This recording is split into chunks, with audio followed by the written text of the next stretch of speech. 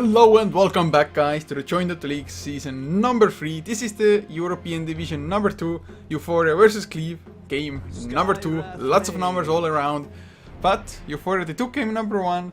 They were ahead for most of it. Cleave, they had some signs of actually making and staging a comeback, but in the end Eu4ia, they just took advantage of the multiple mistakes I guess Cleave did, just throwing away a little bit too much. But we'll see if Cleave can just gather their composure and give us a better showing. My name is Coucher and I am once again joined by Benji. Hello again, as once again we see the Scarif Mage picked up, and we are starting to see more interestingly that Shadow Shaman making it into the ban stages more often rather than just simply being first pick, first banned, and that is what Cleave is going to do. They felt that Shadow Shaman just did so much work against them, or they don't want to go up against it, I mean, as we are going to be, seeing that first two picks coming out from Eu4ia. Yeah, and well, Brewmaster is available, as is actually the Doombringer, so they can go for both. Yes, Scarif Mage is good against the Brewmaster, but not nearly as good as a Doom would be. Faceless Void also available, so many options. I mean, they go for the Faceless Void.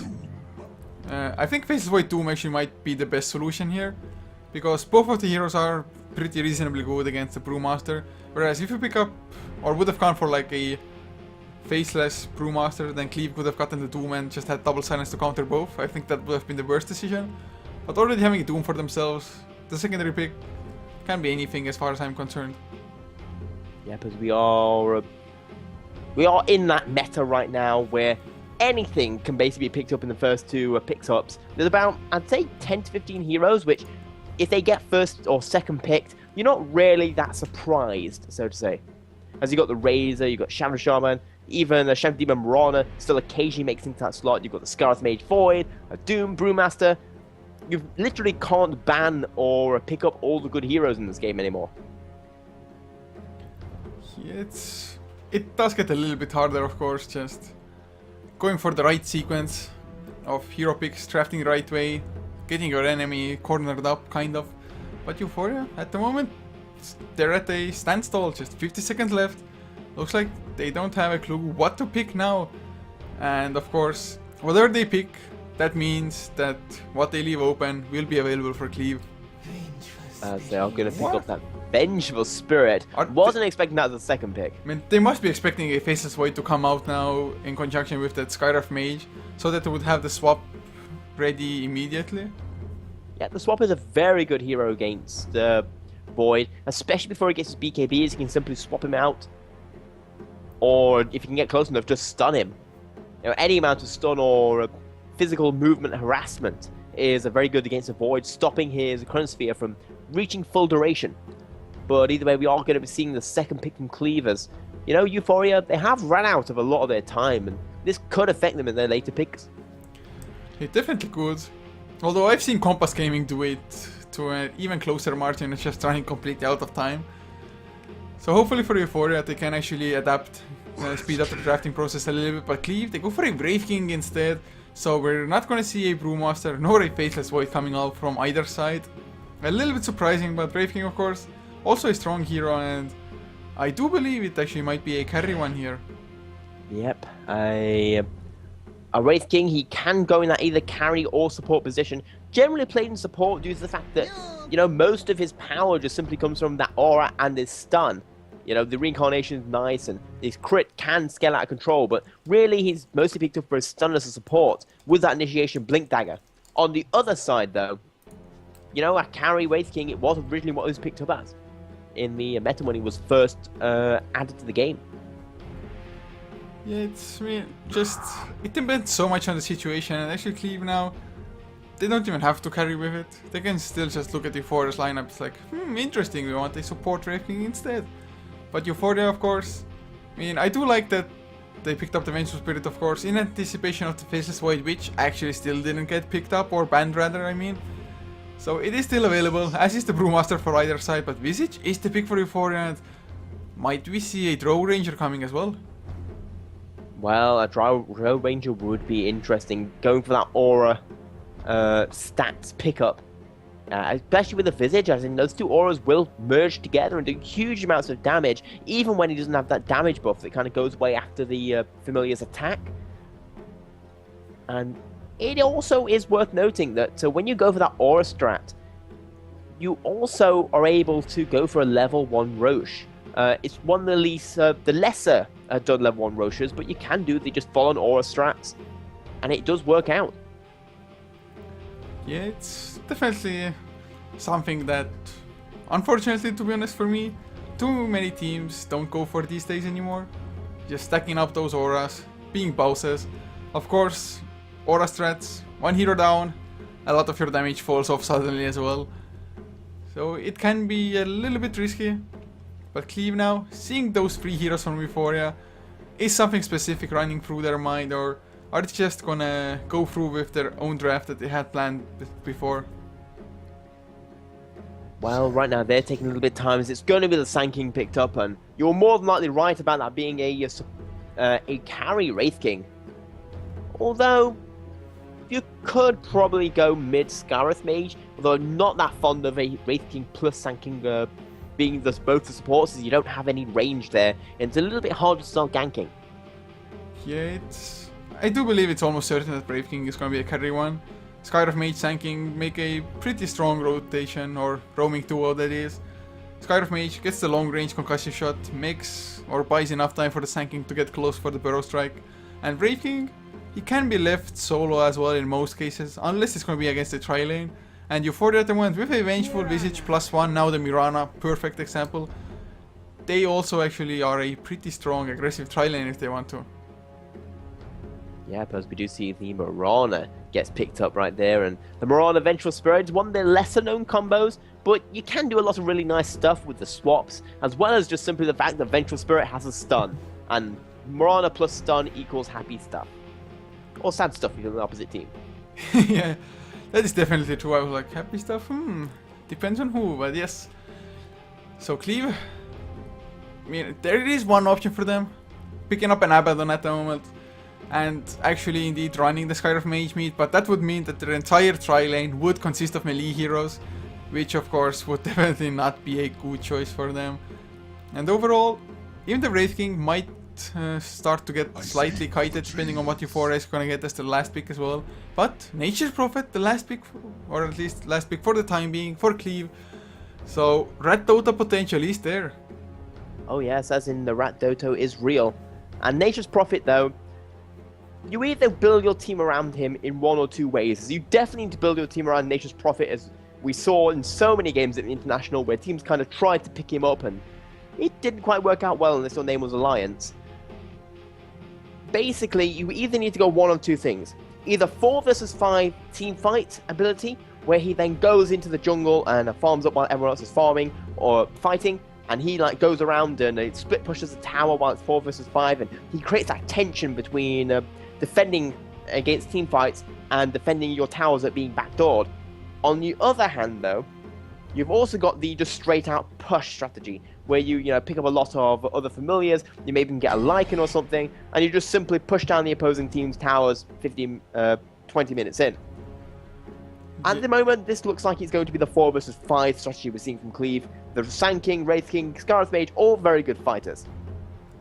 Yeah, they are. Sand King of course does need a little bit of levels, get that higher range than Burrow Strike, as well as hopefully the fast blink there by stacking as well as farming the jungle. And against Sand Kings, I actually just completely love aggressive tri-lanes because they do limit Sand King's time in the jungle. But for Eu4ia, I have a feeling that they might be looking for a Dragon Knight, or actually a Drow mid wouldn't be too bad as well. But they do need a mid laner unless they want to send the Mirana there. Yeah, because we are slowly waiting for this last pickup from Eu4ia. As in, they could run that. You could theoretically have either the Doom or Mirana playing those offlane or carry roles. Theoretically, you can even have the Mirana in the support, but they already have the Vengeful Spirit and Visage. Although, I keep saying although, we did see the Vengeful Spirit getting picked up as that carry position, and that is going to be the Death Prophet mid.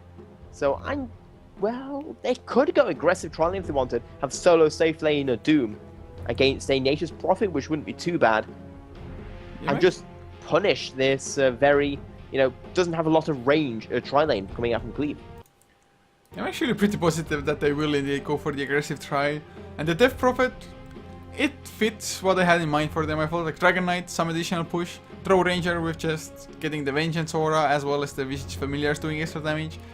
I mean, throw mid lane has been run before, definitely not a bad choice usually. But Death Prophet, I can't believe that we're actually gonna see this hero. It's getting banned out so damn often nowadays. But both teams decided to not ban it out, and Eu4ia, they grab it for themselves. They have the Vengeance Aura for push, Familiars helping out, and now Exorcism. Plus, of course, getting Roche when Exorcism is off cooldown as well.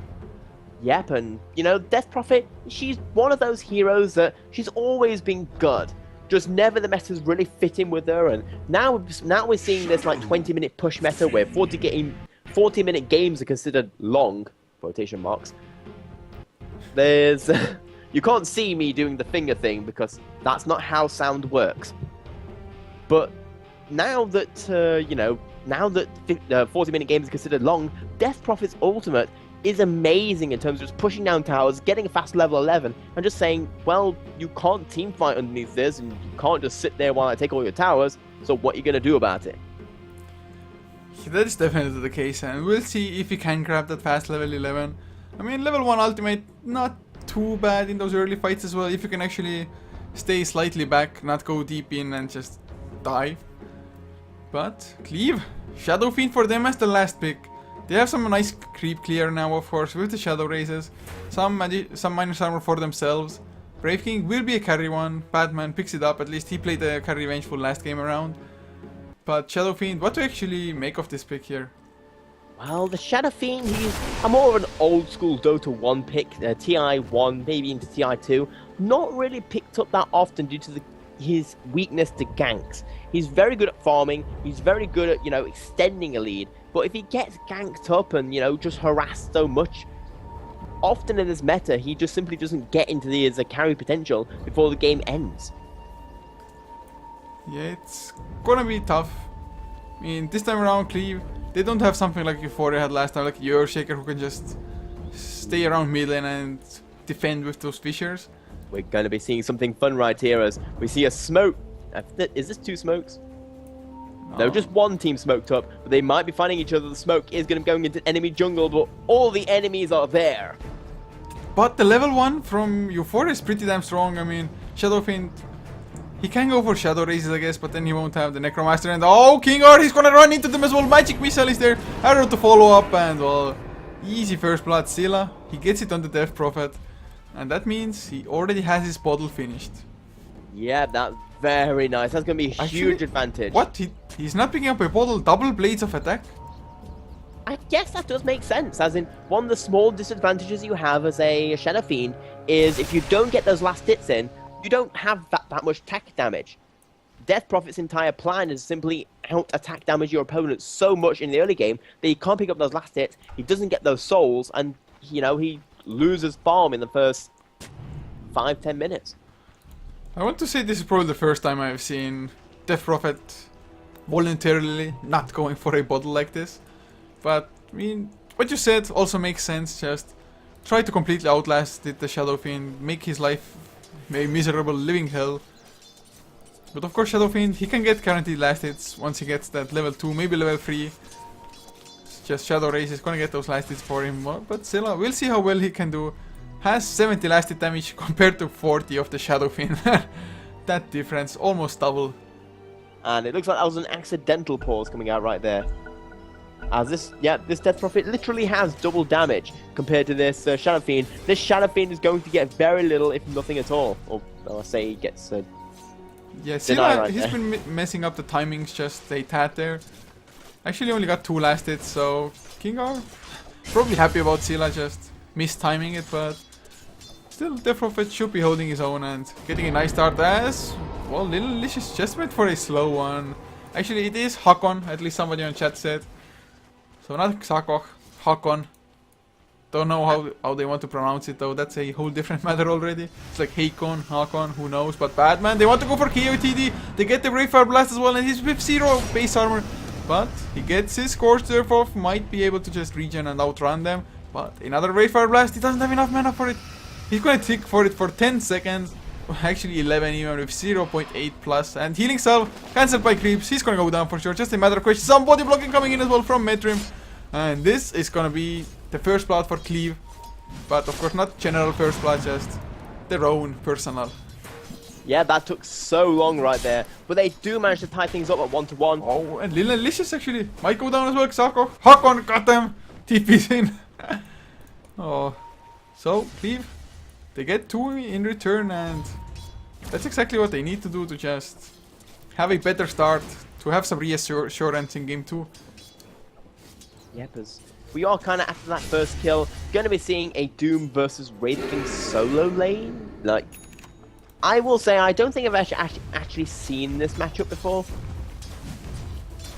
So I can't say I have either. I mean, it's possible, but it definitely doesn't pop to mind. It's probably not a really interesting matchup here. Nobody should kill nobody. Right click. I mean, Doom, once he gets level 6, yes, maybe can go for a kill. But Roger, he has an invis rune, gonna speak out spot out Villic, speak out, man, what? But Vengeful Spirit is only level 1 at the moment. Sand King alone, of course, can't do much of anything, but together with the Brave Fire Blast, they might get an easy kill on that hero.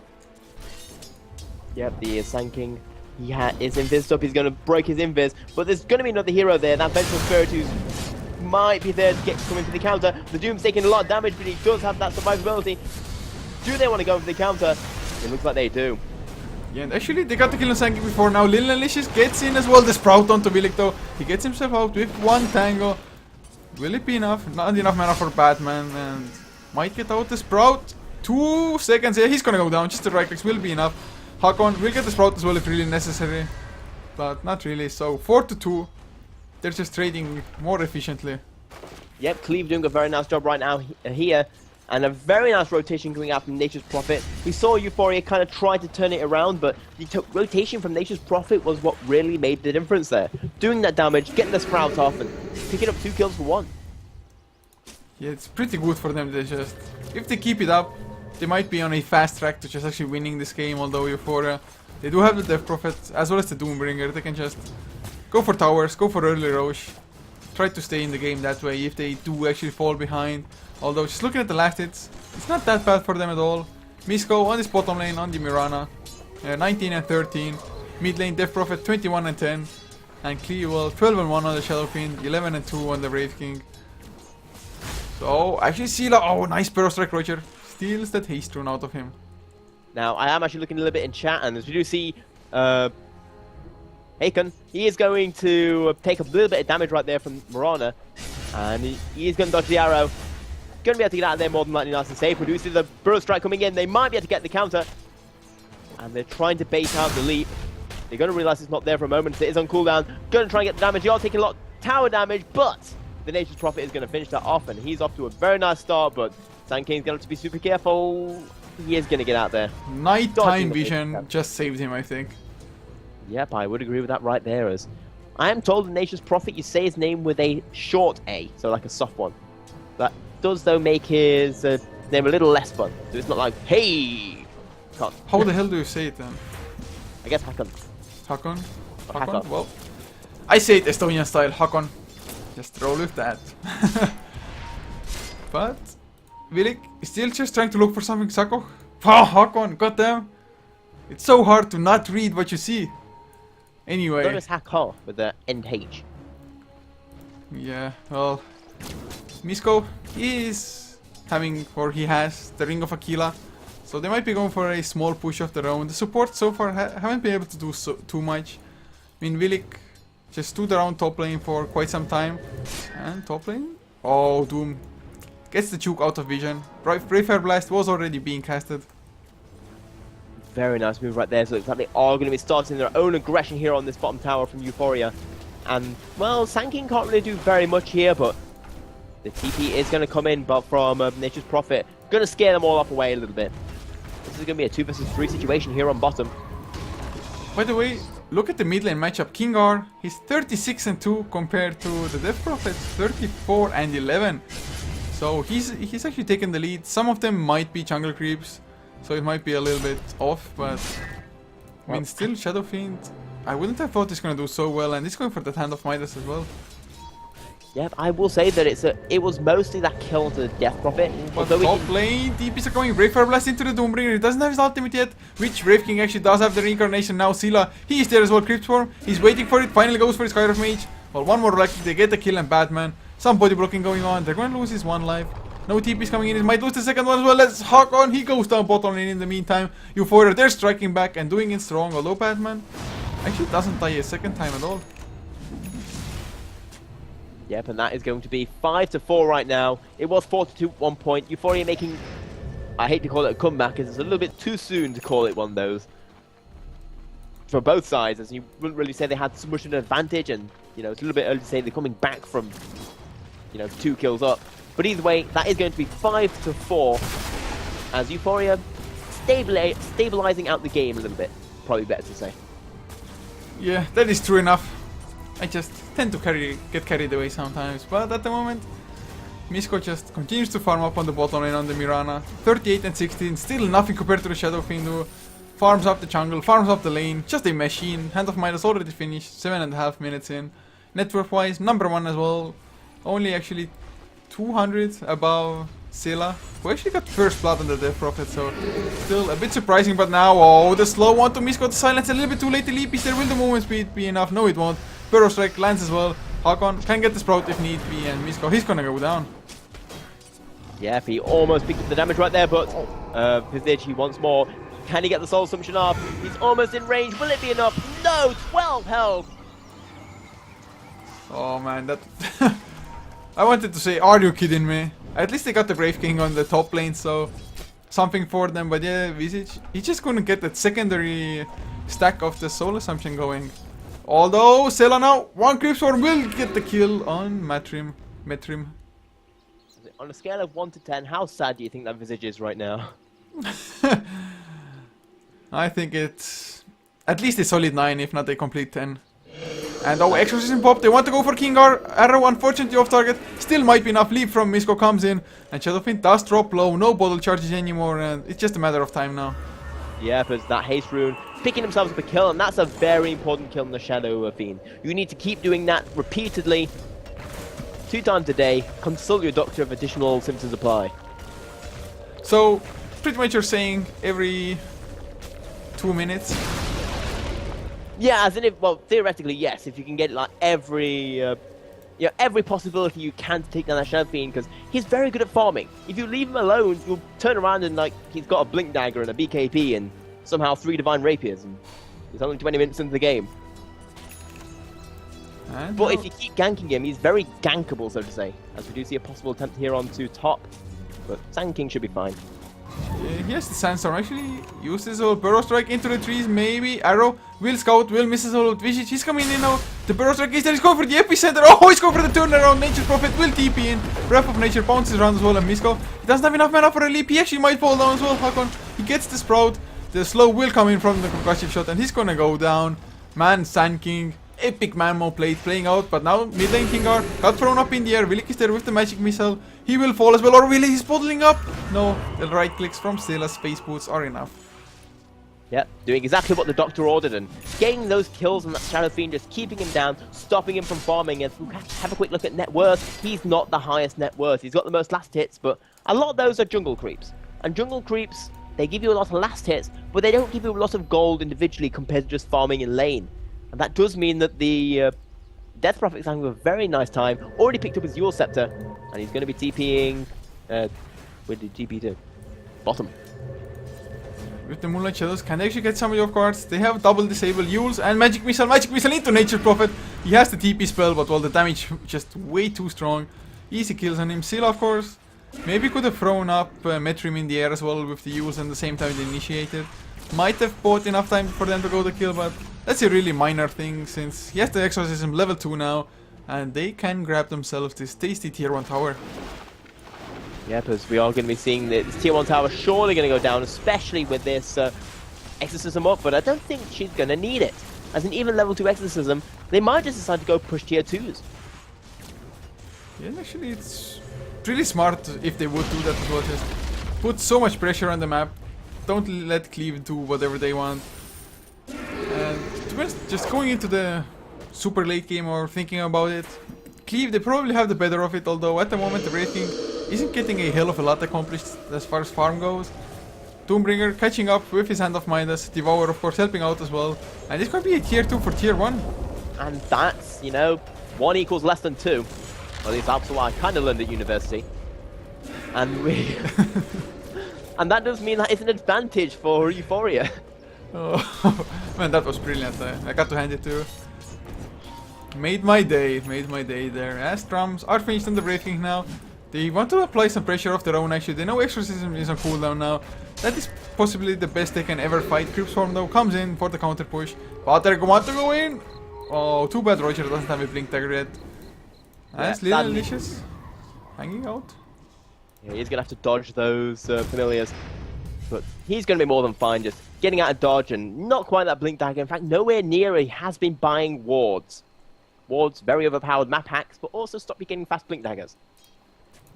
Well, you know, it'd be interesting to note who actually tries to prioritize getting Blink Dagger first. Do we see the Blink Dagger Wraith King build coming out? Slightly less damage, as we actually see a talking about on the other team. Eu4ia are the first ones to pick a Blink Dagger with that Doom. As is, we haven't really been mentioning the Doom as he's kind of been left alone. Currently 2 deaths, no kills, and 3 assists. But he's the second highest from him in the game right now, underneath his own death profit. Mostly because that Midas plus Devour equals lots of gold. And actually, with his Blink Dagger pickup now, who do you actually think his prime target is gonna be? Well, right now, as in he's going to be blinking in for the Doom. Because he hasn't got the Centaur War Stomp for the stun. And maybe something like the Sand King or even the Scarif Mage might be the prime target for that. Just because of how much damage they do with their spells. As a kind of a wasted smoke we see coming out here, as they were kind of thinking of going into the enemy jungle, but realized that would be a bad mistake with only 2 and not enough map vision in that area. Yeah, I think they saw the Moonlight Shadow as well, since Death Prophet did cast a Cryptswarm. But top lane, Roger, can he get in position fast enough? Misko, is he gonna react with his leap? But Willik, how are they gonna do? Oh, nice 2-man burster comes out. Silence onto Willik, Mystic player onto Misko. Hakon tries to TP in. Willik going for a TP out, not gonna work. Shadow Race gets the kill. But Misko together with Lil and Alicious should be able to escape. Oh no, the Burrow catches him, Roger. He's set up that entire fight, and now Scylla, he's on the back lines. He's gonna go down as well with the Exorcism activated. He does get the tower though, but a tier 1 tower for 3 kills. Actually, they might get more Doom, Mr. Metri, but he just runs away, Roger. One more right click, that's all they needed. Now, he magic sticks up. Sakon, no, oh man! He might have TP to his death there. One more right click will finish the job. And he immediately regrets his decision as they kind of was trying to save the Sand King, as you see the Wraith King just going man mode, going to be able to pick up that Visage, and it's currently a 3 versus 1 up here. Doom is going to be able to blink out and get that TP off, and that's going to be a 2-for-1 trade.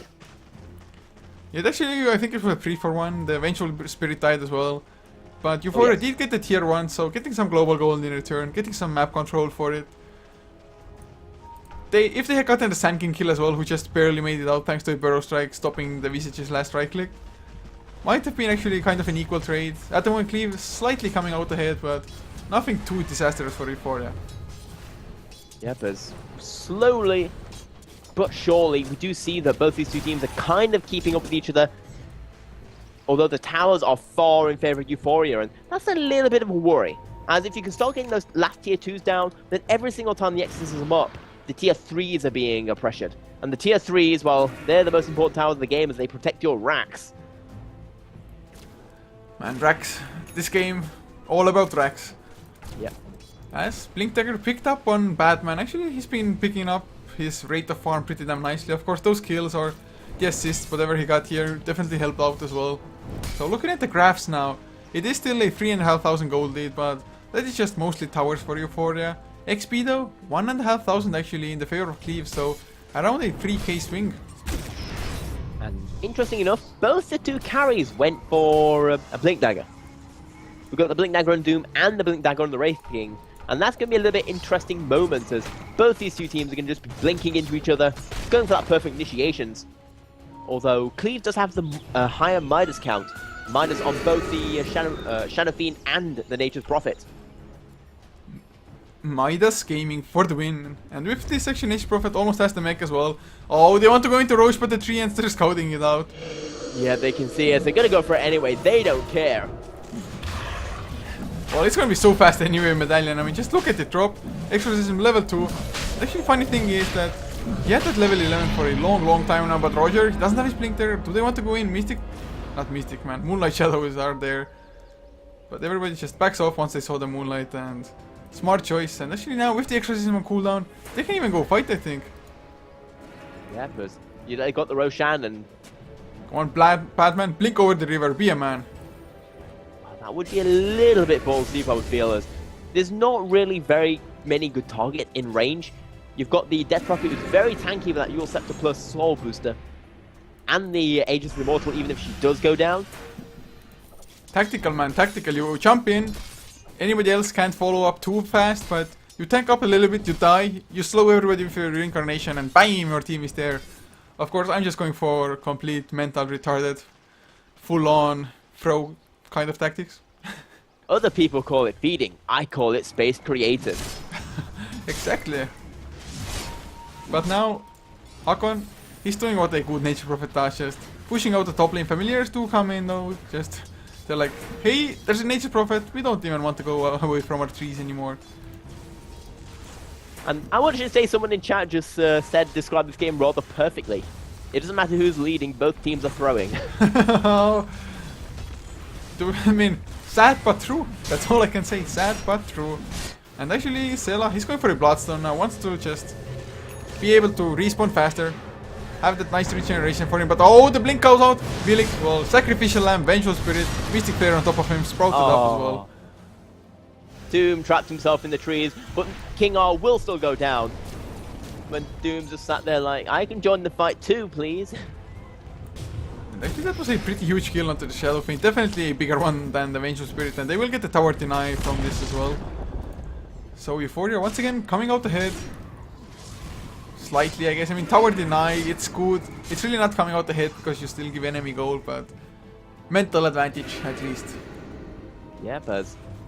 We are slowly, seeing Eu4ia etch out a lead. It's very slow, like 500 experience and a game pause and 4,000 gold. Not very much at 18 minutes in. It is a lead, but either of these two teams, just one bad team fight, one bad initiation, and it could swing around in an instant. But either way, we have the pause, and once again, the best part of Dota. Absolutely, man. I love pauses. I just wish they were all day long. No, Although, how would a game of Dota ever end if that was the case? That's a good question. I guess. Who gets bored first? Which team gives up first and says like, "Screw this, guys. We can't take it anymore." I'm gonna go read a book or something. I'm gonna create a game mode of the game starts and it's paused straight away by the server, and whoever unpauses first loses. Bam. Sounds like an instant. Blizzard will probably pick it up as a competitive game. Yeah, it's absolute hit. People would love it. Sounds like a plan. But plans or not, we do actually have these two teams. We do see the Bloodstone going on for Death Prophet, not too far away from that item. As in, she's also got that Tango still at 18 minutes into the game. Probably You going have to to be have selling one out. Tango against Nature's Prophet. Well, yeah, actually, that does make more sense than what I was thinking. Of just forgetting about it. Yeah, is he the only one or no? Yeah, but it's the He's- only one on his team though. I thought like, okay, their team is going just late tactics. I mean, for example, Doombringer could easily have picked up a Quelling Blade quite a while ago already. Just sell the Stout Shield, which he in some cases might actually need as well, but Quelling Blade is life. Yep, obviously anything that can break down trees is always good against that Nature's Prophet, because it's one of the few stuns, and I say stuns, like, again, quotation mark with fingers, it's one of the best stuns. In fact, if it doesn't get blocked by BKB, it's trees. Trees exist regardless of whether you're Magic Immune or not. Yeah, it is a little bit harder to actually land it, I think, on Magic Immune units. You have to target the ground rather than the hero, I think. Yeah, But still, if you do get it, it is actually going to be pretty damn huge, because you're going to lose a lot of valuable BKB seconds in that. Having a look at these two items though, the main differences we are seeing is that Death Prophet is going for that Bloodstone, got Kiilstofte, and there's two Blink Daggers. Finally, the Sand King picking it up on Roger. Got a Blink Dagger in hand. And a mech also out on a Cleave side. being picked up by that Nature's Prophet of all heroes. Just going for that more push. Yeah, I mean, Cleave, they've been looking for a pretty moderate amount of team fights as well. You definitely want to have mech for that. And actually, that is one thing that Eu4ia, they lack at the moment. They do have Urn of Shadows though on the Vengeful Spirit. But I was really expecting maybe for him and the Doombringer to pick it up. But he's going for a straight out PKB. At least the Ogre Club will probably transition into one. You see the game restarting back up, as that's always a good thing to see. Just not those infinite Dota 2 pause games we were talking about. Oh yeah. If I was actually ever caught in one off a game like that, I would be the first one giving up. Just banging my head against the wall and well, no, you'd be the mod crying. creator, so you'd have a secret code you could use to just you'd be the only one able to move. Oh yeah, that's right. But Roger, oh no, Sila, never mind. He has an invis almost in range of his sentry though. He was just on the edge here. And he knows exactly where Roger is. Sitting there with his blink. Obviously having given that away due to the fact that as another sentry ward comes out. Oh, they're Did he spot that? Did he spot that going down? It is slightly out of range of the other sentry ward. Oh, those mind games going on here at the moment. I mean, Sela, if he went in there, I do believe he would have just straight out lost his ages. The help wouldn't have arrived soon enough. But does avoid just running into sentries. Although, is he gonna go in now? No, no. Actually, there's another sentry where he ran past as well, towards the rune side. A crap ton of sentries all around. Yeah, by both these two teams, in fact. Just making sure that none of those invis heroes, or mostly the invis heroes being Marana, can creep up on the opposing team and get that initiation, as we do see the possibility of a tier 2 tower going down. Not a lot of health left on it, and it would be the second to last tower left alive outside those tier 3 higher ground ones. Actually, Misko has to be careful. He might just get blink stunned if he's not careful, Kingar. He runs into him. Misko, leap. He's going for a TP out instead. Huge mistake. Could have at least leapt into the trees or just try something more elaborate than straight out TP. Yep, and she's going to go down right there, but this tier 2 tower will probably go down. Not quite deny range then.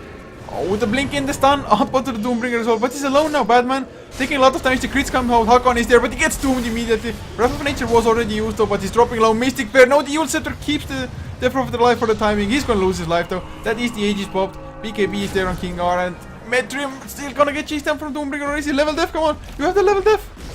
Finally goes for it. Does get the kill as well, and now 3 heroes down. Death Prophet, can you actually run away from this Batman? Blinks in, has another Brave Blast. Can they catch up? They should be able to. A silence, but no TP and Sila.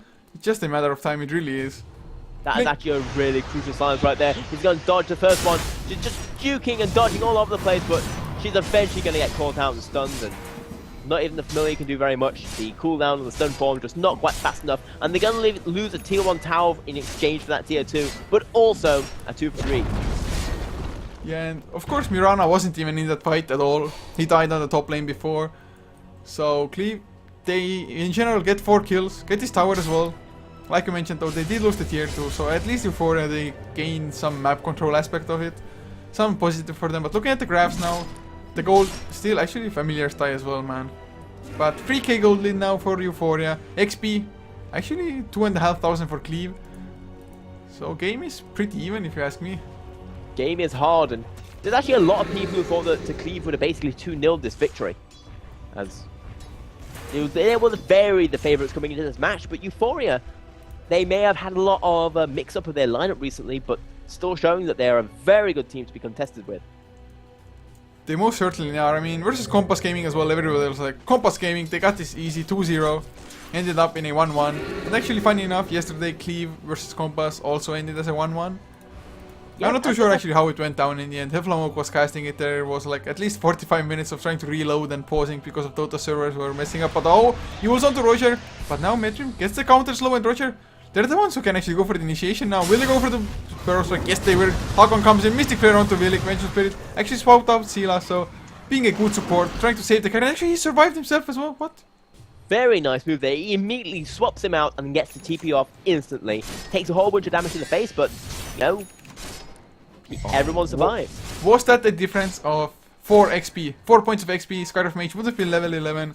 Would he have gotten the kill then? Man, Probably, I would say so. As he was low, not like it wasn't like 12 points of health close, but it was close enough that that level 2 of the ultimate would have probably gotten the kill. Little bit unfortunate, and of course, excellent plays from the Vengeful Spirit. Just knowing exactly what to do there. A little bit of a gamble, but definitely paid off. As Cleave, they did dedicate quite a lot of time, and now there's a smoke, 4-man smoke that is. Although Visage, I mean, funny enough, he's just farming up the jungle. Yeah, but with the smoke though might be able to catch someone. We do see that this is going to be the perfect catch out on the Shadow Fiend. The Yules comes out. Can he get his BKB off? The Doom going to be enough to slow him down. The Scarlet Mage, not the greatest in the world, especially with that swap, and that is going to be instantly taking out that Scarlet Mage. They're looking for more. The Doom is taking him down slowly but surely, and that is going to be 2-0. Smoke being good. Yeah, that was just godly, and actually, I mean, I think him activating the BKB was even somewhat good for Eu4ia because they were about to doom him anyway. So his BKB duration just went on cooldown. It's down to 8 seconds now. I mean, yes, Well, it might have taken them a little bit longer to get the kill, but with this, his teammates tried to save him as well, so... Yeah, and that's, you know, very nice. And in this game, smoking is bad to Cleave's health. Cleave's health, as I'm going to try and say that properly with actual words this time. Oh, but mid lane, they get the jump on Lil and Licious. Hakon is deeping in as well. They should get the kill, or Grave Chill. Actually, the movement speed is pretty damn nice for him. Familiar stuns did buy some time, so Lil and Licious not panicking, microing his familiars and escaping. Yep, lovely stuff there coming out from him as he's slowly going towards an Aghanim Scepter, and I'm going to use the word slowly as he's still got 2 pieces left, though he can buy the 3rd one very soon. And an Aghanim Scepter Visage is a very strong thing. Those 3 heroes, 3 familiars, just doing so much damage with these auras, as well as the, you know, just amount of damage and stuns they can do when you have 3 of them. Yeah, it definitely does make a pretty huge difference, of course. The microing of them gets harder as well, slightly. But if you can just micro them well enough, it's definitely going to be a huge asset. Just getting that 3rd drop, getting the extra right click going as well, especially if you have the minus armor from the Hall of Terror, as well as the Medallion of Courage from himself. And so we'll see. Yeah. Sorry, I was going to say that most importantly, that as anyone who's watched Sesame Street before, 3 is also bigger than 2. Man, just you can't argue with math, can you? Math is solid stuff. Yeah, I can even do subtraction. Okay, 2 so is less than 3. but are you saying that more is always better? Well, I guess more damage to the face isn't good. Well, yeah, it's like our team lost 3 heroes, your team lost 2. We win, guys. That's how my team tries to win stuff. Well, to be honest, even that can be true at times if you just like lose 2 supports plus maybe not that important of a core hero and 2 of your main pushers or something stay alive and can take counter wrecks or who knows. But that's too situational, not even worth mentioning as the Roche goes down extremely fast. Sela had the free execution, but the initiation comes out. They're gonna catch the Doombringer straight away. He's gonna go down. He has the BKB, gets the Doom onto Kingar, but there's the Epicenter onto 2 heroes. Misko, he's gonna go down. No, he's not. He gets the leap out. And Sela heals himself up in the air. Hakon is taking a huge amount of damage from the spirits, but might still stay alive. And well, Exorcism ends. No damage anymore. Burrow Strike comes out. Rayfire Blast. He's on cooldown for another 2 seconds. Familiar stuns though are coming out. Well, even if he falls, still has the Reincarnation Tomb. Someone's still alive as well. He gets the Blink out. A 2 for 2. 2 cores for 2 supports and a core. And well, I guess make it 2 cores for Eu4ia down as well. Doom does drop. Yeah, that was... They did get the Aegis out alive, but at the same time, I feel that that attempted counter initiation just wasn't good enough from them as there's just 2 more ultra initiation. That was minor throw of course. Yes, the Aegis still wants to fight with Pan and the familiars are coming in. Actually might get the Reincarnation to pop. Indeed he will. Vengeful Spirit, can you get there fast enough? Maybe if he had TP'd, familiar drops once again. Oh, the swap. He actually went for Metrim under the tower. He gets the kill as well. Man, those plays by Vengeful. Yeah, now they're looking to do some more damage themselves as they do pick up that Scarlet Mage. The Sand King going to be able to just avoid that damage, but they're still chasing. Marana knows exactly where they are. She's got boots, or drums, which make you faster somehow. But the arrow is going to miss. Yeah, they still keep the damage going though. The burst strike into the trees, but they have vision familiars, of course. And that's 450 gold to the Visage. Is that his Aghanim Scepter finished now? Might be. Yeah, I think it is. It is. if he just wants to buy up the Blade of Alacrity. Yeah, but that's going to be lovely for him as, you know, again, like what we were talking about maths, 3 is better than 4, and 3 familiars, just so much pushing damage, so much stun, so much everything. Well, the more the merrier, and now with Exorcism up, this is the perfect opportunity to go Sand King. He doesn't have a buyback. Of course, Eu4ia, they can't know for sure, but if he's not buying back by now, he's probably not buying back ever. Nice joint of the Verify Blast, they throw up, oh, the swap actually onto Kingar. He goes for the Requiem of Souls, just unloads it, Sila. He has to escape, still has the AG, but doesn't want to lose the Exorcism. Boom, with his BKB, wants to tank it up in the front lines. Ultimate actually was used there as well. They won't get any kills with it though, Kingar just regening up in the base. And Eu4ia, they might just be backing off because without the Exorcism, they really don't want to press the issue. Well, I would say they could probably keep for a little bit, because this Wraith King, he doesn't have his reincarnation up for another 60 seconds. As in, yes, he lost his reincarnation, it was okay, he didn't give up any gold and stuff, but at the same time, it is very important in the sense of the cooldown is very significant before he hits that level 16, which he's almost got. It's definitely gonna be a really good upgrade for him as Hakon getting chased down a little bit, but now going for the TP out. He knew that arrow was already in cooldown. And oh, Berserk catches Sila Death Prophet. Can they keep him alive? He has the Aegis. Nice swap from Willik. The familiar stuns once again, just making a huge difference to him. He blinked out as well. Willik does dodge the majority of the Mystic Player. Now Roger, he's on the run. He's silenced up as well. He can't Barrow strike away. He was counting on it so much, and now they're gonna chase for more BKB by Kingar, going for the TP out. Smart choice as Matrim wanna lose his life, so Eu4ia, they just managed to run away. Nice familiar stuns, completely buying them time, and they have another 40-second opening window. Exorcism up in 30. Yeah, because we are slowly going to be seeing this tier 3 push coming out as the Exorcism going to be helping out a lot for that. The Reincarnation is also up for Wraith King, although he's not level 16 yet.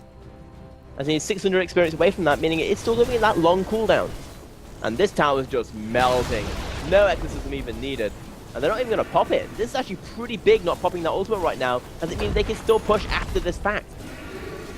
Yeah, the ultimate actually just now came off cooldown, but I really didn't imagine them to have as much damage. But Sila, he stays around for a little while longer, uses the ulti and should be safe with his movement speed. 13 Bloodstone charges on her as well. 4.6k gold. Probably going to be a Shivas. Might even be an AC if he wants to help out the entire team because they already have one Shivas. So they're looking good. I actually want to look at the crafts now as well. It is still not a huge lead, but a solid 4k gold lead.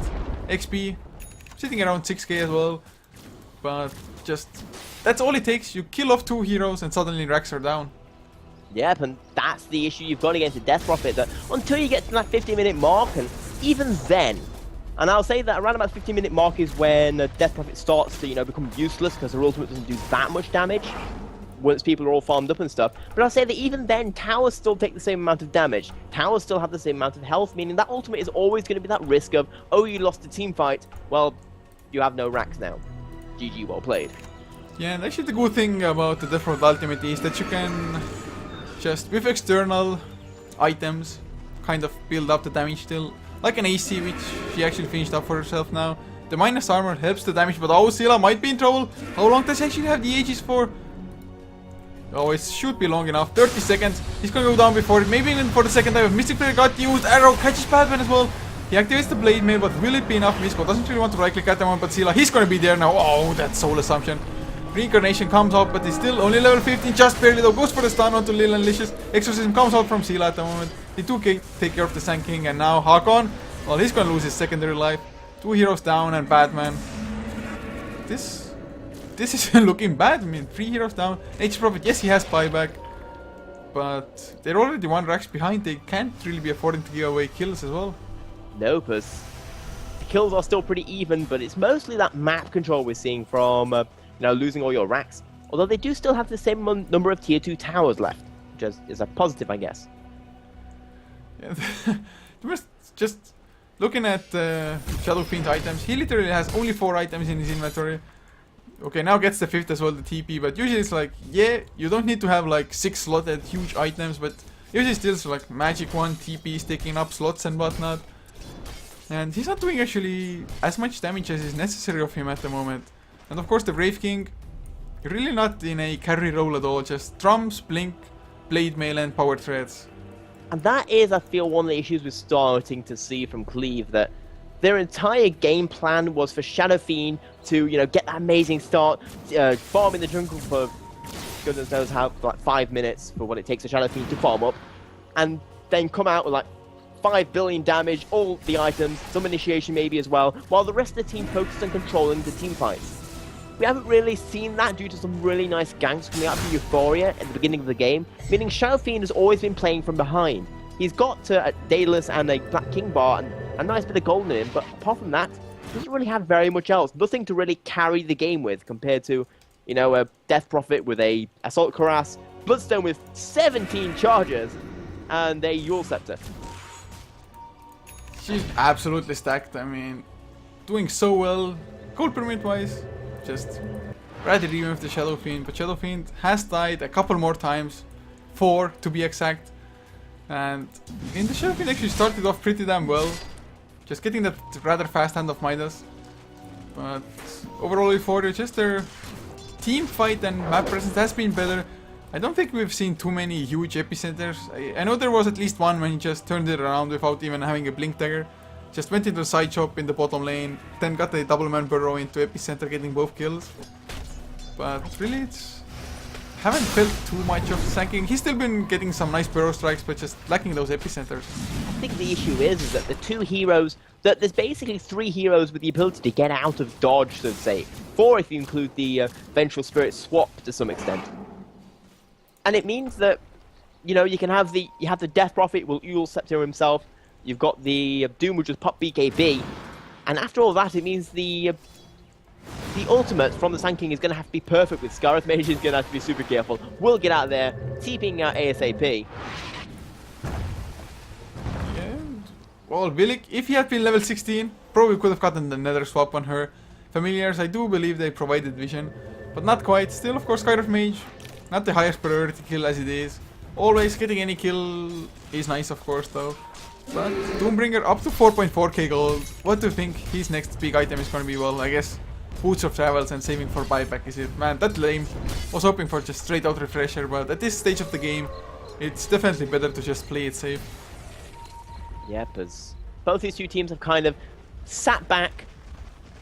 Your Eu4ia, both of them know just how tense late game battles can get. Eu4ia, they want to sit back and use the fact that they've got that gold advantage that comes from having a set of racks down and just capitalize on that. While Cleave, they want to just sit back as well and try and just stabilize and get some kind of farm in the carriers, as we do see a lovely sheep stick coming out, and the Roshan is going to be instantly picked up right here from Eu4ia. Yeah. It's going to be spotted though. It does have cheese as well, and actually it's going down so damn fast. I mean, Assault Cuirass, Medallion of Courage, Wave of Terror. Minus 12 armor. That's definitely a lot more than 2. Most certainly is, and well, the Treants come in to scout it out, but by this time Roshi's already down. Aegis goes to Sela again. She's picked up by Misko. Of course, the thing with Death Prophet is that if he goes down within his exorcism timing, even if he's gonna come back, the ultimate is gonna be down for him. But well, he has 2.5k HP, going for a Heart of Tarrasque now. Has 25 armor as well. Is he even gonna go down? Well, I don't know at this point. That is a lot of positive armor. 58% physical damage resistance. And is there any minus armor on the opposite side? As in, you've got Daedalus on the Shadow Fiend that isn't minus armor. The Wraith King has a little bit from the Assault Cuirass, and that's going to get countered by the Assault Cuirass on the opposite side, so they basically nullify each other. Well, there is the -6 coming in from presence of the Dark Lord of the Shadow Fiend. So, oh yeah, so going down to what? 16? 14? I'll try and do actual math. 14, yes, 14 is correct. I mean, that actually was a brain cracker. Like, man, we got the past the stage. It's like 3 is better than 2 or bigger than 2, and after that, too hard, man. You need to go to just pass the Bachelor's degree. But oh, Moonlight Shadow, they're gonna go in. They have no idea the Doom wants to King Guard before he gets a PKB. Swap into Metrim as well. Now Hawkman is trying to TP in, but well, he TP to certain death just into the middle of 4 to 5 enemy heroes. Batman gets thrown up in the air, gonna lose his reincarnation in a moment. And well, that fight, man. Nature's Prophet should have just... But Roger is gonna go in with the Epicenter. Can he kill off anybody? Lilith is tanky enough, and the Exorcism completely mows through him with the Silence, of course, helping out as well. 22 Bloodstone charges on Scylla. Still has the Aegis. Do they still have the cheese as well? Yes, they do. Buybacks are actually there for the Sanking and the... Yeah, Shadow Fiend, but... The GGs who get called instead, as that is going to be a 2-0 victory coming out from Eu4ia.